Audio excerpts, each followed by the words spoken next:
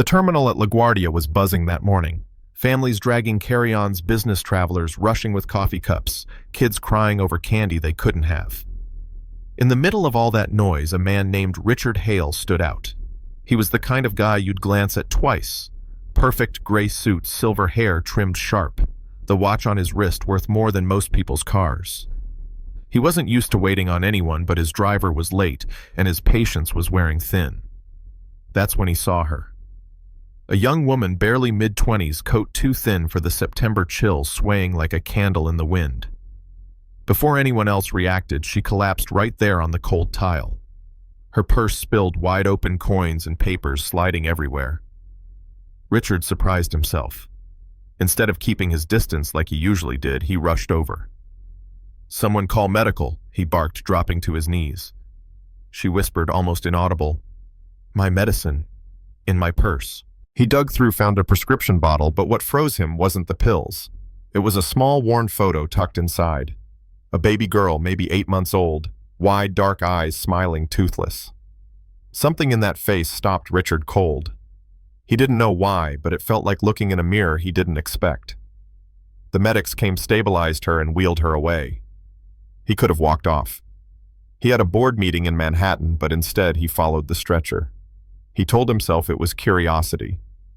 Truth was, something about that baby photo had already hooked him. Her name was Emily Carter. Hypoglycemia, malnourished, exhausted. When she woke, she begged for her purse back, tears welling when she clutched that photo. "It's all I have of her," she said. Her daughter Lila was in Boston with Emily's sister. Emily had sent the baby ahead on the only ticket she could afford. She was trying to catch up, but she'd run out of money, run out of strength. And she was running from someone, Jake. An ex who'd turned violent, the kind of man who didn't take no for an answer. Richard studied her, thin, pale, but there was steel in her eyes. And against all logic, he said, "I'll get you to Boston." She narrowed her eyes. "Why would you help me? You don't even know me." He smirked, though it didn't reach his chest. "Let's call it a loan. Pay me back when you can." Next morning, he canceled his meeting, something he hadn't done in 7 years, and put her on his private jet. She looked around like she'd stepped into another planet, clutching her purse like a shield. Somewhere over Connecticut, she pulled out the photo and whispered, "Would you like to see her?" He held the picture again, and there it was, the same eyes. His chest tightened. 7 years ago, he'd lost a baby girl on the day she was born. He'd buried that grief under deals and stock charts. But staring at Lila's face, he felt something he hadn't let himself feel in years. They landed in Boston, drove to her sister's duplex, autumn leaves skittering across the sidewalk. Emily's hands shook as she rang the bell. Her sister Anna opened the door, relief flooding her face, until a man's voice echoed from inside. "Who's out there?" And then Jake stepped into view, holding baby Lila in his arms. Emily froze. Her voice cracked. "Jake." He smirked, rocking the child like a prop. "Surprise. Did you really think you could steal my little girl and vanish?" Richard stepped forward, calm but firm. "She's not yours. Hand her back." Jake sneered. "And who the hell are you? Another sucker." The baby wriggled, reaching out toward her mother, babbling. "Mama." The word cut through Jake's lie like a knife. He shoved past Anna, storming into the living room, tossing papers on the table. "I've got custody documents. The law's on my side." Richard scanned the papers, years of corporate battles sharpening his instincts. "These aren't final. No service, no court ruling. You're bluffing." Emily's arms trembled as she finally pulled Lila into her chest, kissing her head. Jake's smile darkened. "You'll regret this." That night, truth unraveled. Emily admitted the one thing she'd kept buried. 8 years earlier, she'd met Richard back when his marriage was crumbling. A few weeks together, then she stepped away when he went back to his wife. When she found out she was pregnant, his wife had just died, giving birth to another child. "How could I tell a man who'd lost a baby that I was carrying another?" she whispered. It seemed cruel. Richard staggered back, staring at Lila again. Those eyes. His eyes. The truth hit like a freight train. This was his daughter. And then bang on the door. Police open up. Jake had come back this time with officers in tow, spitting accusations of kidnapping. Emily's face drained of color, clutching Lila tight.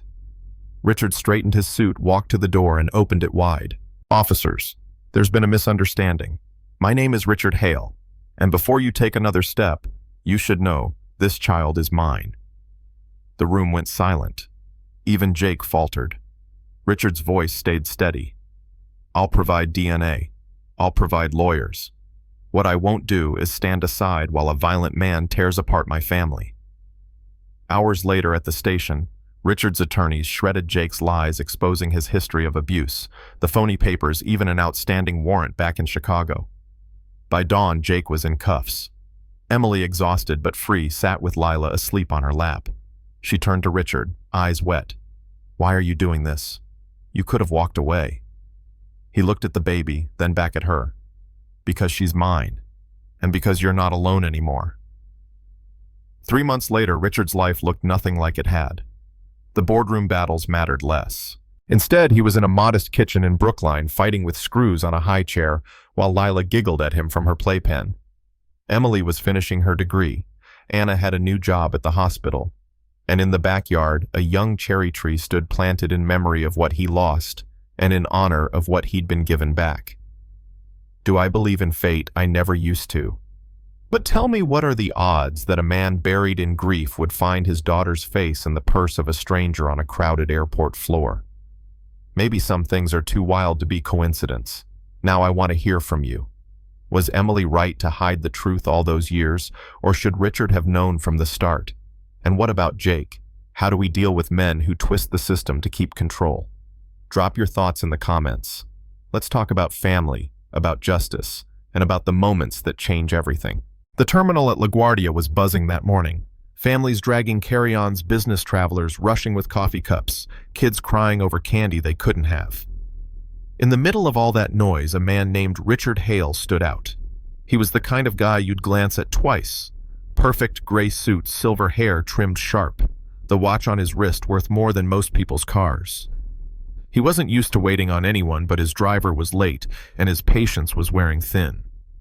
That's when he saw her. A young woman, barely mid-20s, coat too thin for the September chill, swaying like a candle in the wind. Before anyone else reacted, she collapsed right there on the cold tile. Her purse spilled, wide-open coins and papers sliding everywhere. Richard surprised himself. Instead of keeping his distance like he usually did, he rushed over. "Someone call medical," he barked, dropping to his knees. She whispered, almost inaudible, "My medicine, in my purse." He dug through, found a prescription bottle, but what froze him wasn't the pills. It was a small, worn photo tucked inside. A baby girl, maybe 8 months old, wide, dark eyes, smiling, toothless.